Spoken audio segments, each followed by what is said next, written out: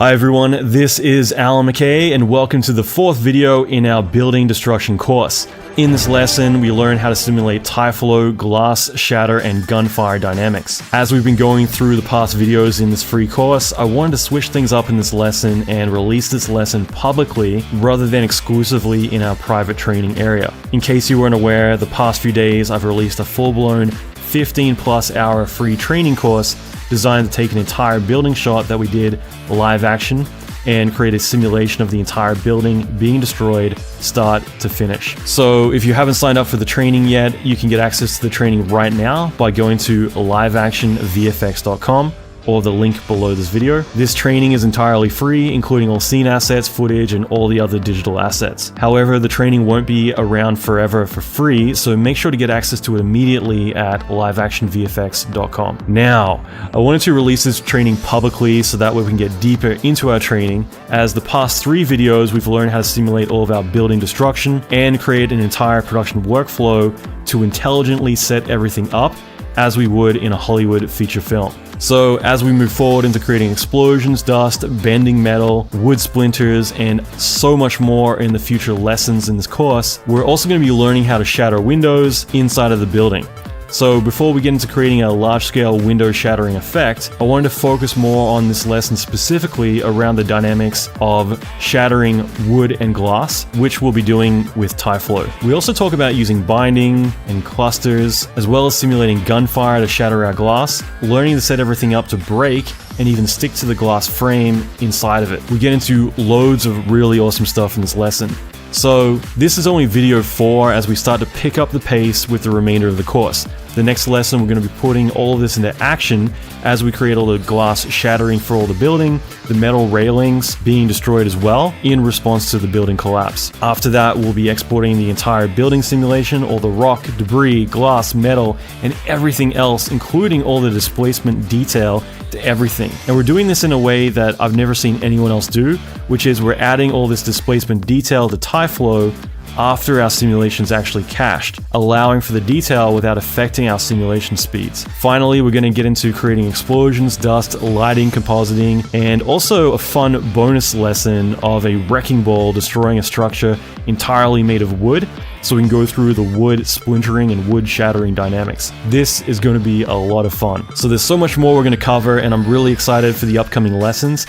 As you know, this class is only available for 2 weeks, so make sure to make the most of this training and get access to everything if you haven't already. So check out liveactionvfx.com, and finally, make sure to subscribe to my YouTube channel with the red button at the bottom right of this video, so that way you don't miss out on future training. Okay, let's dive into video 4 of the 10-part training series on building destruction.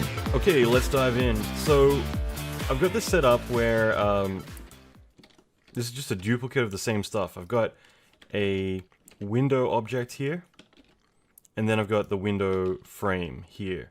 And I just duplicated this multiple times along, and then just for fun, I did it again back here. So for now, let's just focus on these ones. But again, just to clarify, all this is a extruded box and then a frame around it. And then the ground here is another box.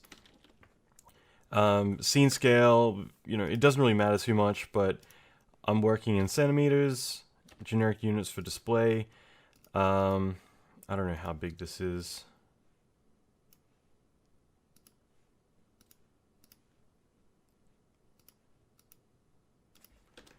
It's 140 centimeters, so I couldn't even walk through that damn thing.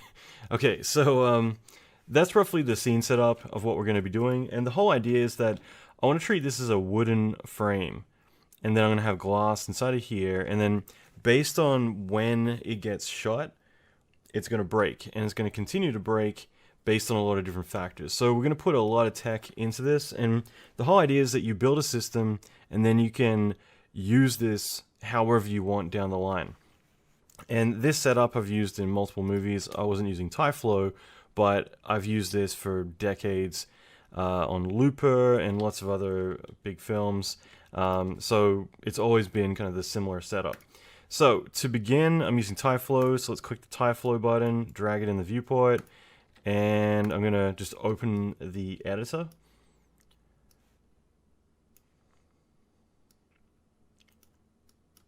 And I think the first thing that we need to do is create some gunfire. So I'm going to go to the create panel. I'm just going to create a flat plane and just drop this in the scene.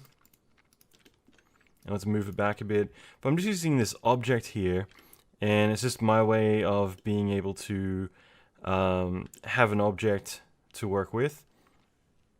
So to begin, let's just do a birth, and I'll do a position object. And the position object, I'm just going to choose this square here, and I'm just going to animate it for now. I'm just going to set a key, moving it across a little bit, so that way I'll change this to clay just so it's a little bit easier on the eyes. So I've just got this emitting some particles.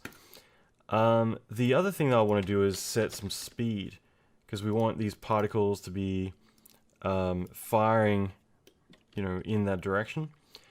So there's plenty of different ways we could do this. Just for fun, I might go arrow and then click create, and that's going to create this icon here.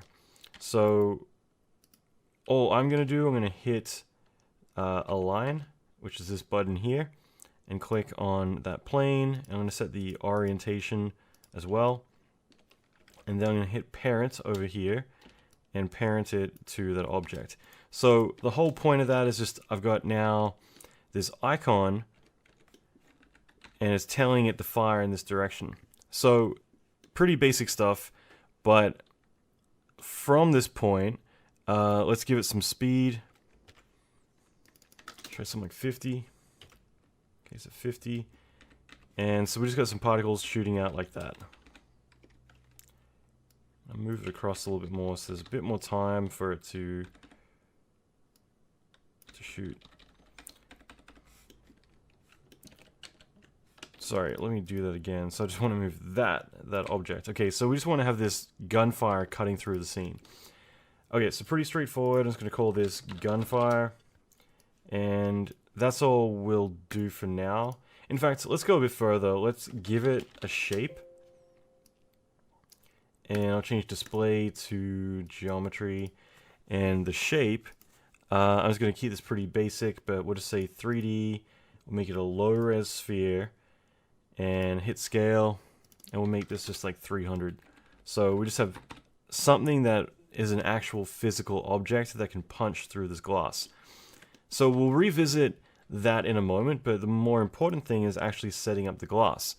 So I think with that, the easiest thing to do would be to do a birth objects, and that's going to allow us to specifically import an object in. It'll take the position, it'll take the shape, it'll do all that for us. So I already have this glass 001 selected, so I can hit add selected, then I can just hide it.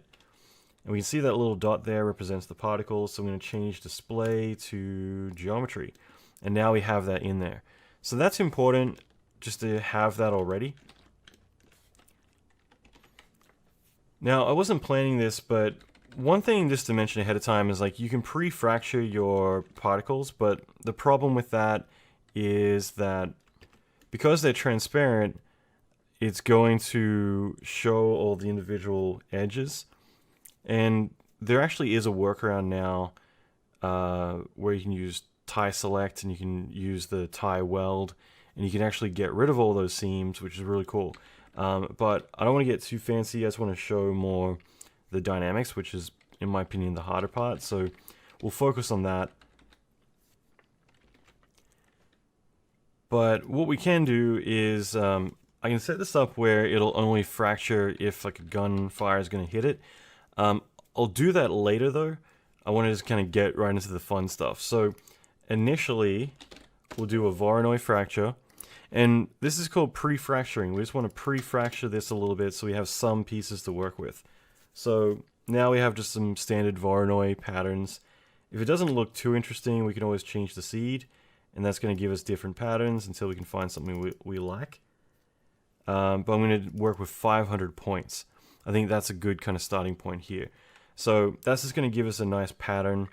There's other ways you can do it too, like the garment modifier on a spline actually gives some really good results. That's what we've done in the past on a few movies before Voronoi was actually using that. But in this case, we're going to pre-fracture it. I think the next thing that would be worthwhile doing is just to set this up as a physics shape. And we'll put that underneath the Voronoi, so that way it fractures it, and then it's assigning the shapes. So that's really important to do.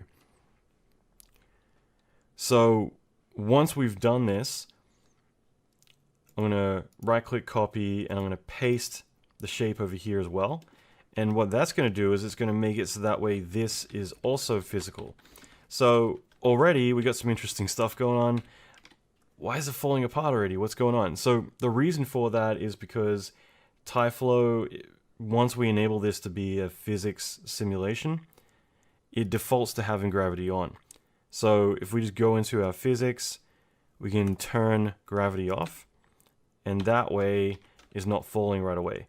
And the cool thing is both of these have this modifier, or operator, so it's telling them both to be physical. So now we can see that these spheres are hitting it and it's breaking it. What would be interesting is to have it only activate this if it hits it, and on top of that, have gravity applied as well. So I think the first thing we could do is add a force operator out here, and that way we still need to send it to it, but when we do, we could give this like a -1 value for gravity, and that way it's going to fall. So how do we do that? Well, we can do a physics collision. So I can do a physics collision. Again, put this at the bottom. And the physics collision, we can link. So that way if there's a collision, it goes in here. So we do that. Damn, still not working. So again, we got to start playing with this and figuring out all the steps we need to do. So I actually don't want to link to this, but I'll explain all that in a moment. What we can do though, instead, is we can sample this and say, if one of these guys actually hits it, or sorry, gets close to it, then to test true. And that's also, like right now, the speed's very steppy. I'm going to explain in a moment how we can fix this up. But what I want to do initially is do a property test, and this is how I'm going to activate the glass to break. So the property test allows me to check the actual particle properties.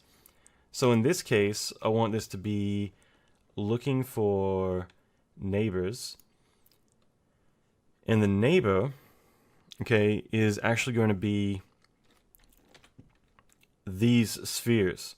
So the way that we would do that is to set up some values. I would say like, all right, say greater, set this to 0, and we set the radius. So we could say if the radius is within 15 units of this particle, to test true and move into this group.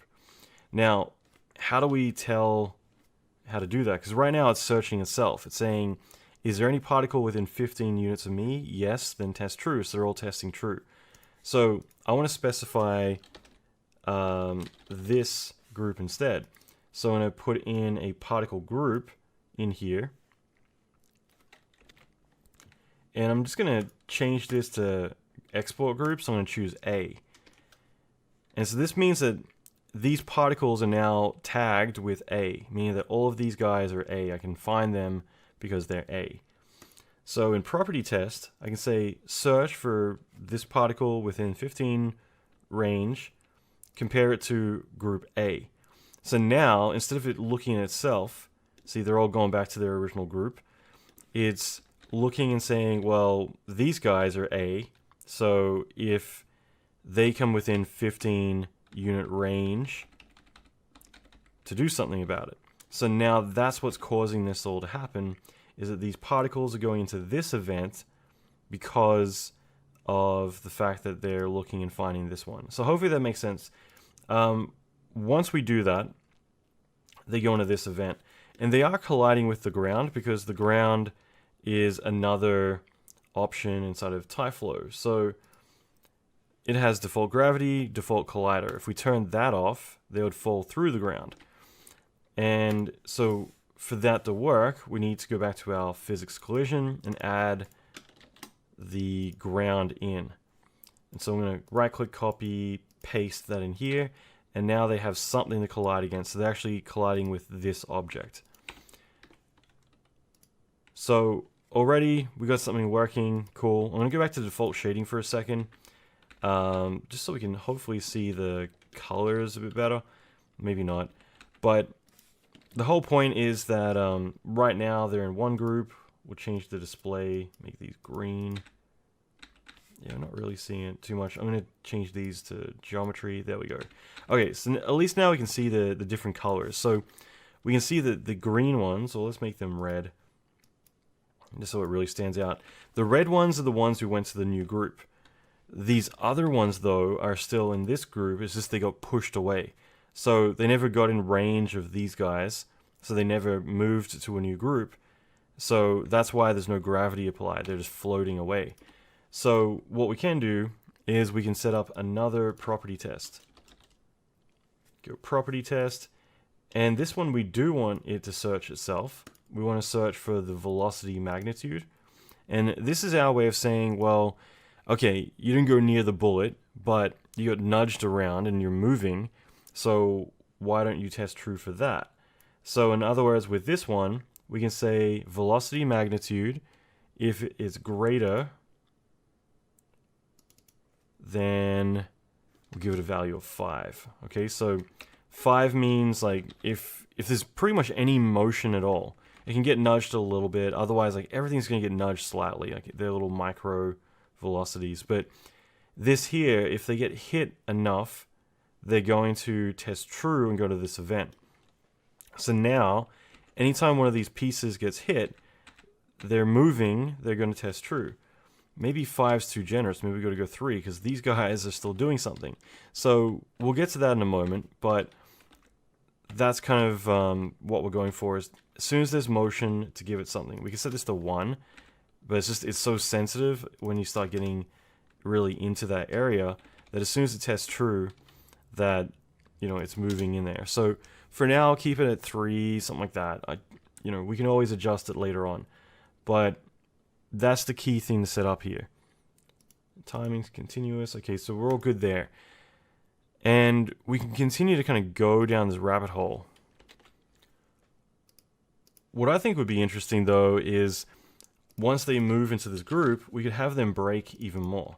Because right now we got them kind of breaking more, so we've got like an area we can localize. But by adding a Voronoi fracture, we can get these pieces to break more.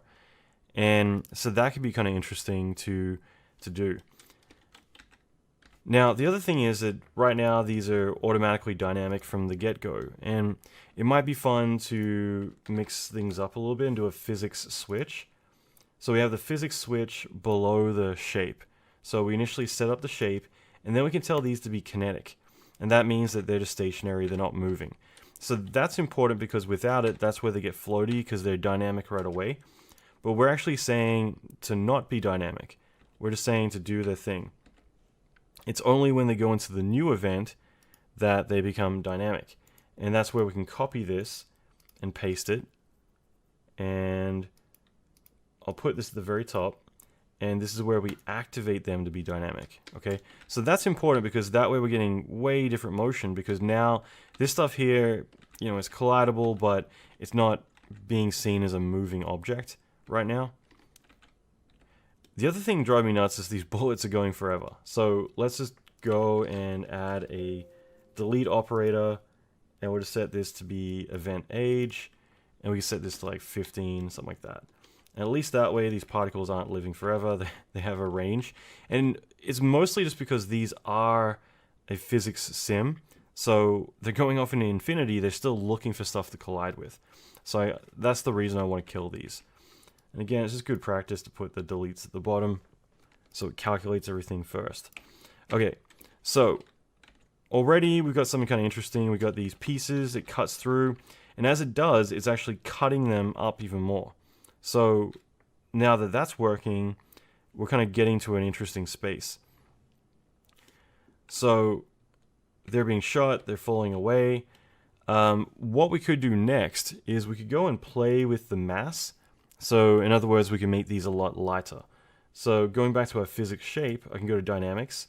I can set the mass override to 0.001, and I'm making this like ultra light.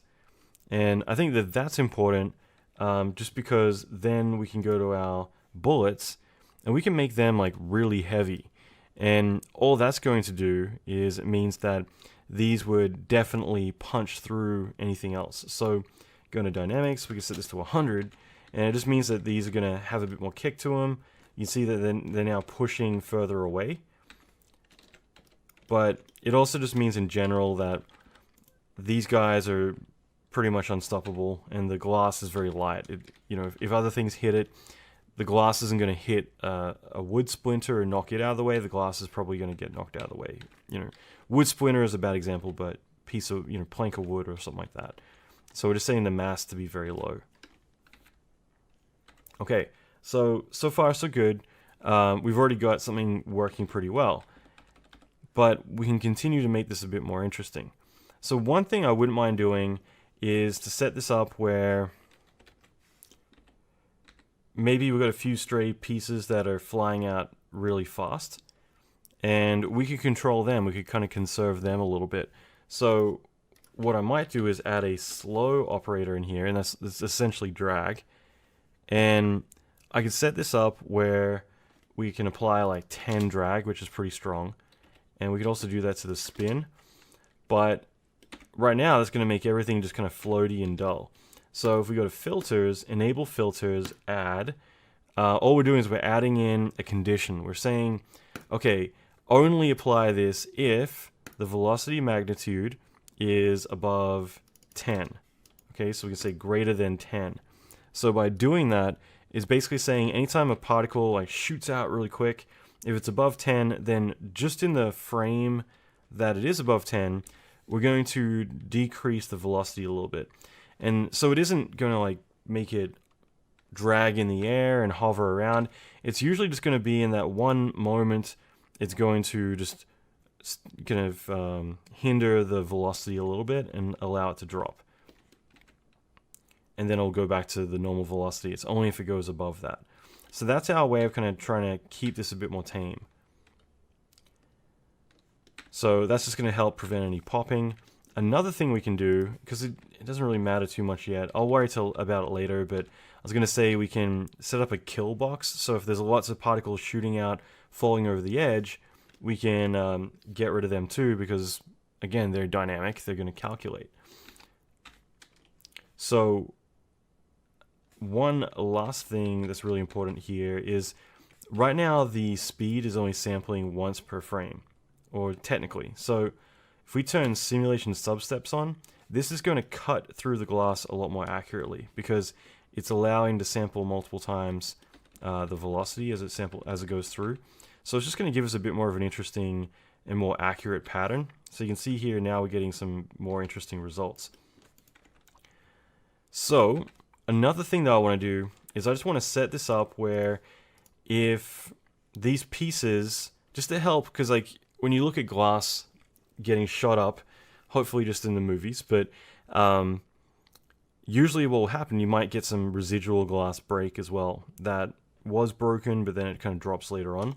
So what we can do here is we can set up a time test, and we can set up a time test where 25 frames later, I'm just going to copy paste this down here, delete the time test. It goes into a new event, and this new event will make green.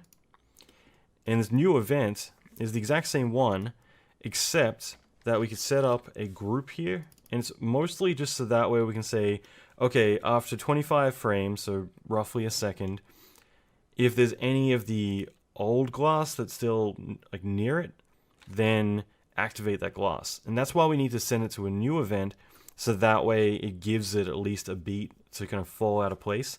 Otherwise the whole thing will be very instant. So we can set up, in fact I'm just going to copy this neighbors, I'm going to paste that again, and we can set up this particle group what do we do the last one? So that was A. I'm going to set this one to B. And we can set up this new neighbor group, link it in here, but this new neighbor group I'm going to set to B.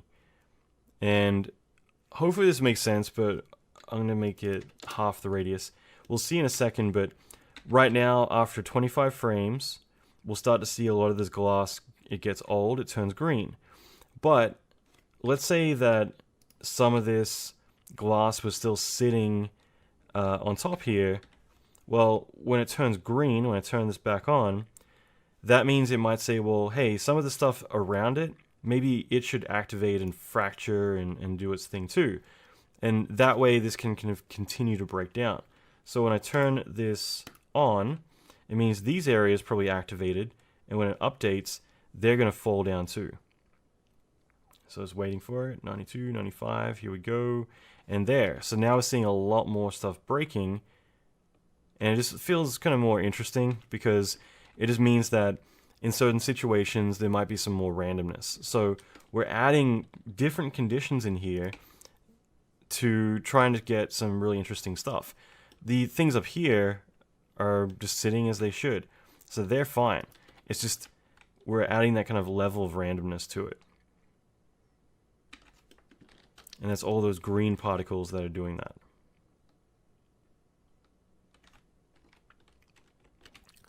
There's other things we can do to make this a bit more interesting. It's bouncing on the ground with this collision.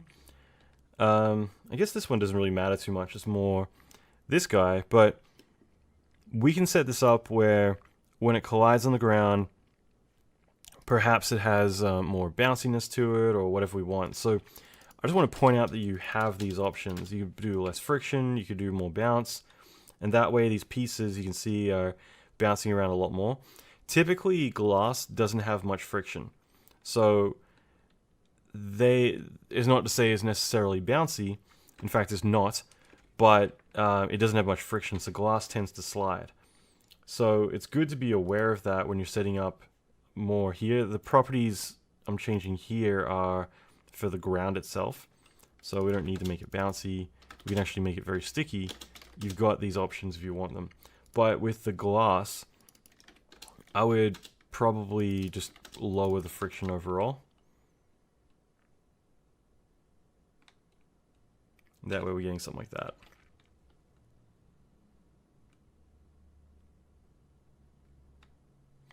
So it's kind of interesting because I haven't actually changed anything really.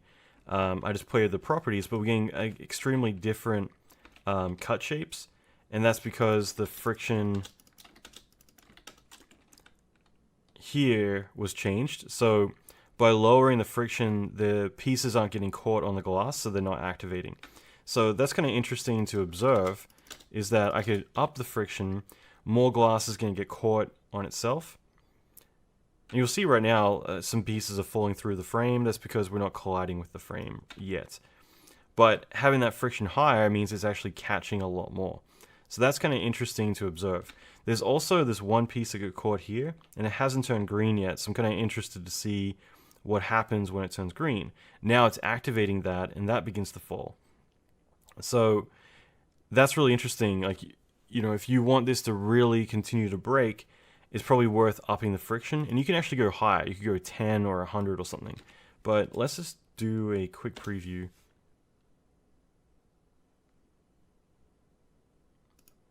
So let's just take a look at that. So we see these few pieces up here cause more of it to fall. And then of course you do something like that. So I'm going to bring it back to what we had, but I think that's like a really interesting observation, that you can definitely get a lot more breakage by doing stuff like that. So I'm going to set these just to 0.5 and then 0.1. Okay. Other things we can do is with the force, you could actually introduce some turbulence in here. I'm not going to go crazy, and don't worry about these values. I'm literally just throwing in, oops, you know, whatever. I'm not really thinking too much about it. I just threw in some settings. But the whole point is adding some turbulence means that they might fall differently, and that can sometimes be interesting. Okay, so we've got that working. you know, and so we get some kind of interesting shapes from doing that. We can still do more. But what might be interesting from here would be to set up the frame as well, so that way it could get destroyed. So with the gunfire, I'm just going to move that out of the way a little bit, and let's just set up the wood. So I'm just going to do a very similar setup to this. In fact, I think I'm just going to copy, let's rename this to glass, and then we'll paste this in here. I'm going to remove the glass, I'm going to add that frame, and then I'm going to hide that frame. And I guess with the Voronoi, because this is wood, we probably want to break it a little bit more differently. So I'm going to set the points to 100. I also don't want to break it that much either. But I think the main thing would be that down here, we could turn off the linking these up, and we could go for some kind of interesting shapes.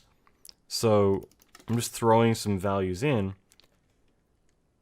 and you know, it just means we got some random cuts going along, and we just want to kind of break this up a little bit. So nothing too crazy. And I think the main thing then would be I guess let's just copy one of these again as well, because it's very similar setup. Obviously we'll play with the friction and everything else. I'll turn all this stuff off. We'll just work with the first one, which is A, which is the bullet. And I guess with the Voronoi though, I think that would be important, is I'll keep slow on. With the Voronoi, let's just change the values a little bit. I'm going to make this like 70, because before we kept them as fairly large pieces, so this would be where we would actually break it up more. And then just with the cuts, I think do something very similar to what we had. Unlink it, and typically I just want to have something where one of the axes is kind of skewed. So let's try that, and we can delete that time test for now. So we can see right away that that piece of wood is breaking into splinters. So it kind of looks good. I think the friction in this case could be a little bit different. So we could definitely go to physics shape, dynamics. Maybe a bit of bounce. I guess technically it'd have a bit of bounce, but the friction, I'm going to set a fairly high. It's like 2 and 2. So there's not much of the window frame being destroyed yet. But, you know, overall this is looking pretty cool. What we can do next is do the velocity, and we can enable that.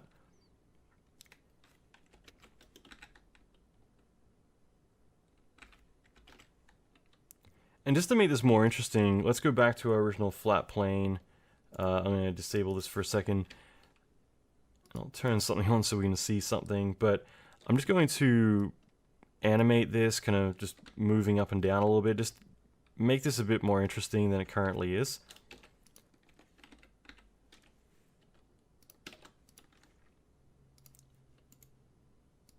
And this means we're going to get something a little bit more interesting.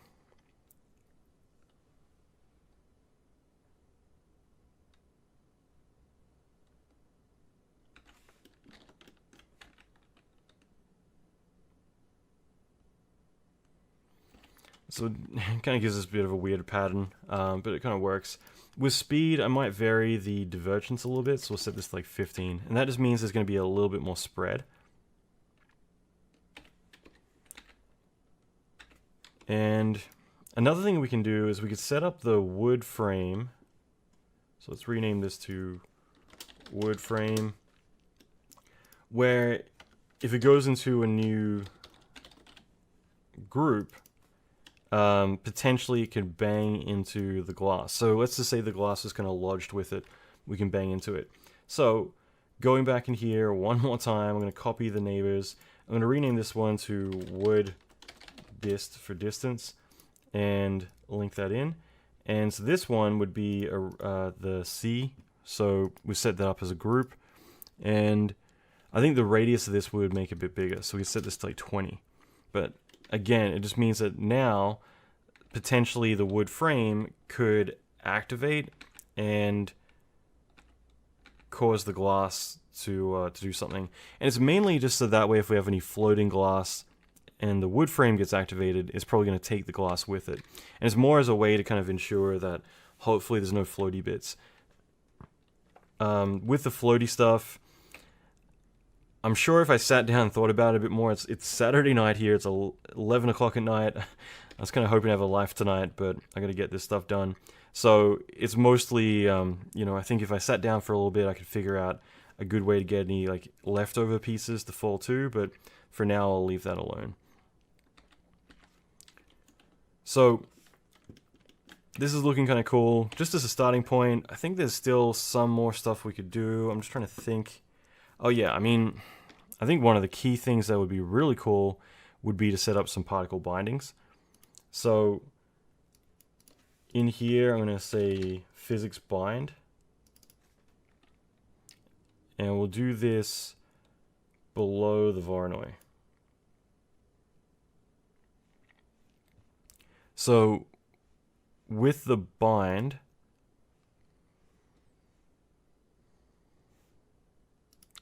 I'm just thinking we'll keep it fairly, straightforward, like 10, 3, I think is good for the glass, nothing too crazy. I think the main thing would just be to set up the braking. So if we set these up, I think just to be, is it 40,000? And 40,000. So now these pieces are connected. See how they're now peeling away? It's a little bit more interesting. I hate those cuts, by the way, on the wood, so maybe I can tweak that second Voronoi.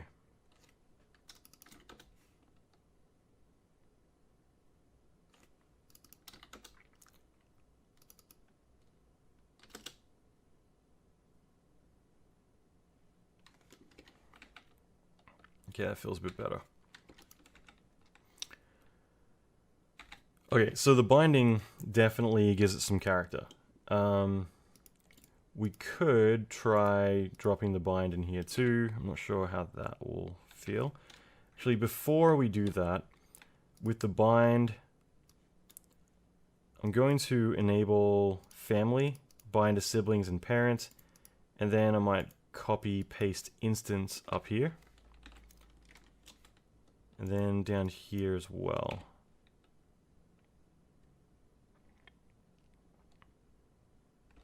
So going back to our wood frame, let's give this some mass. I wouldn't mind this having a bit more weight to it than the glass, but not necessarily, you know, I guess it doesn't matter with the bullets because they're so fast, but we'll set this to have 100 mass, which is kind of crazy. Mass doesn't matter too much, it's more of a multiplier when it's all comparing each other to itself. So it's not like, okay, this weighs 100 kilograms, therefore it's gonna somehow fall differently or whatever. It's more to do with when the kinetic energy when it hits something else, how much does that transfers. So in other words, like which goes in what direction or influences the other. So the binding definitely helps. So I think that's really good. Perhaps we could also bind it to the frame. I think that would be really cool. But the main thing is by adding the binding, it definitely gives us some interesting results. And as you can see, as it goes in the green, I think the binding here I might put below the Voronoi. But as it goes into the green, it's now falling apart. Whereas now we put the bind below the Voronoi, it's actually applying the bind afterwards, and we get a very different result, because now all of this is still sticking together and it's communicating back and forth. So again, it's just so important. Okay.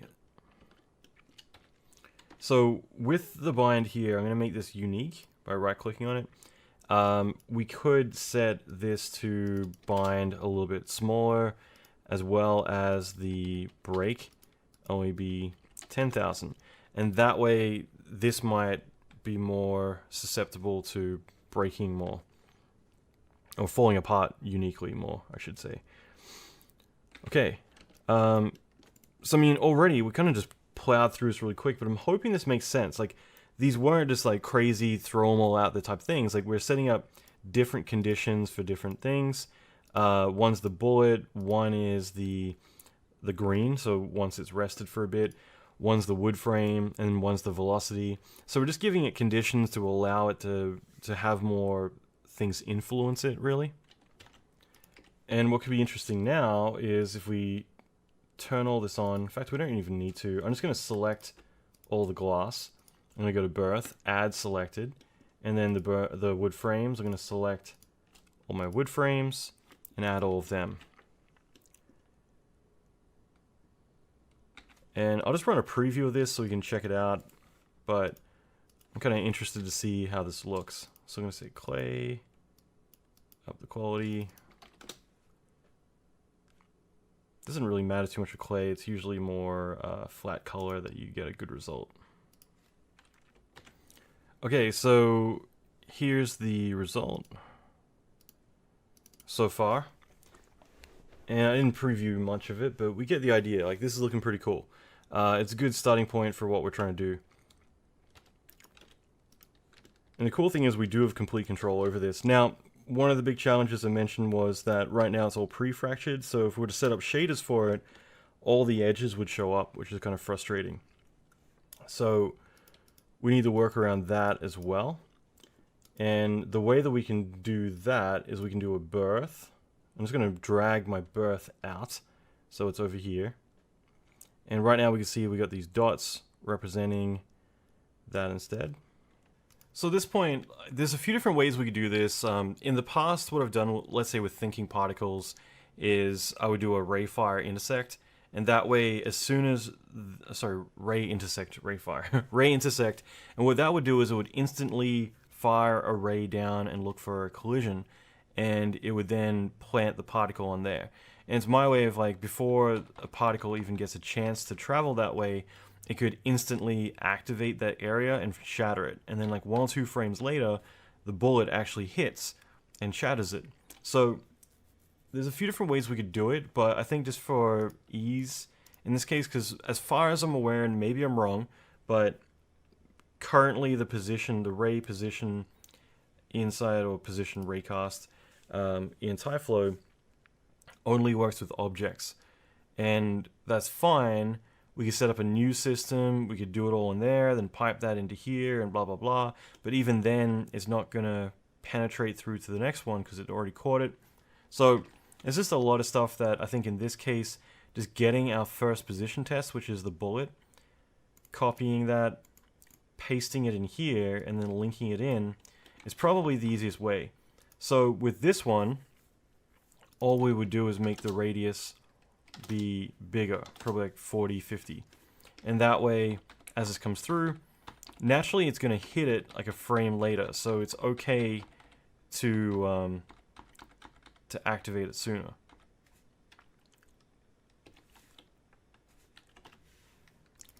We could probably even do it a little bit bigger.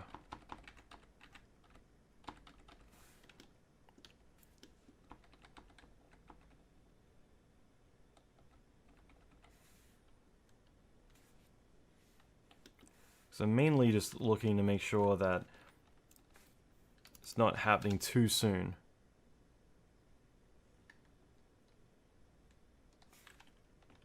So right now, at a value of 75, you can see the bullets ripping through, and as it gets to the edge, it's activating the next one. So that's all I really want, is to make sure that they're happening relatively, within half a second or less, which right now it's more like 1/10 of a second, so it's very fast. They're activating, so it's not going to look weird like, why did that one activate? I think that's pretty good. Again, there's way more things we could do here, but I'm just trying to keep this simple. So let's change this to geometry, and now we can see that these are all good. We could do the same thing for fracturing the wood, but that's not important because the wood isn't transparent. So as we can see, that's all working. It's all looking good. Yeah, so I don't think there's too much more we can do. I think that exporting this at this point would be a good idea, but I think overall this is looking pretty cool. So the final thing that we can do here is let's set the glass up as one export group and the wood frame as another. So all I'm going to do is I'm going to do a group, and let's do it backwards because we've been using export groups already. So I'm just going to change this to be P, copy, paste instance in here. So this is P. And then with this guy, let's paste,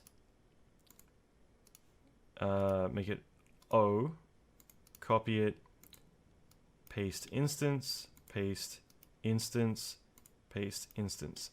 Okay, so now these are set up. I'm going to set up an export group and just specify where I want to save it. And that's pretty much it. So I'm just going to cache this out now. We can check it out. And yeah, I mean, this has been fun, just kind of doing something simple like this. But like I said, there's a lot more we could even do to push this even further.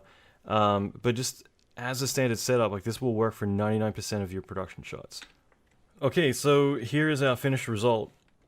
And I mean, there's so much more we could do with this. One thing I'd love to do is just do some secondary stuff. So as each piece of glass breaks, we could do some powdery, fine particles shooting out with it that really shows the trajectory of the bullet. So they kind of like really whiz past. So they're the ones that shoot out and maybe fizzle and, you know, are a lot more turbulent, have more drag to it. We could add a little bit of mist with Phoenix. You know, there's a lot. But in terms of what we currently have, you know, I think that as a baseline, I think this works pretty well. So just playing this in real time, this is the finished cache.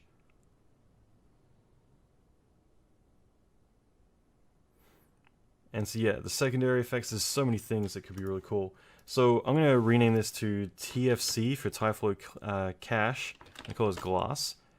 And we'll go to the modify panel, elements, and we'll just use, is it P or O? I think it's O. Yeah, so it's O.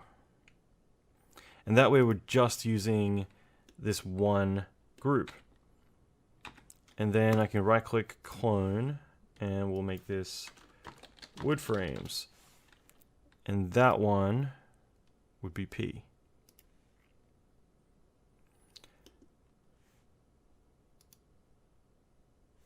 Dope. So I guess I instance these.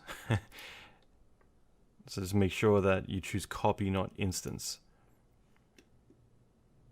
Okay, there we go. So in terms of you know, setting up a shader and all that, like we won't get into that now, but you know, at this point we have the glass object and then we have the wooden frame object, so we can apply shaders to each and set that all up. But I think this is going to look really cool. And like I said, there's so many secondary effects and other things we could do with it. But I think that as a baseline, this is working out really well. And the only thing I would like to revisit is just, you know, I think I can see there's some like floaty bits. Like there's a piece of wood floating right there. So there's a few things like that that I'd want to resolve and just kind of look into, you know, what would be the best way to look at that. Because like, for instance, it's just a couple of particles. So perhaps we set up like an invisible border around it, or something where it can detect if there's nothing else around it, then it can drop, or, you know, there's plenty of different things we could do with it. But I'll run a preview of this. We can see the finished thing, and then we'll end things there.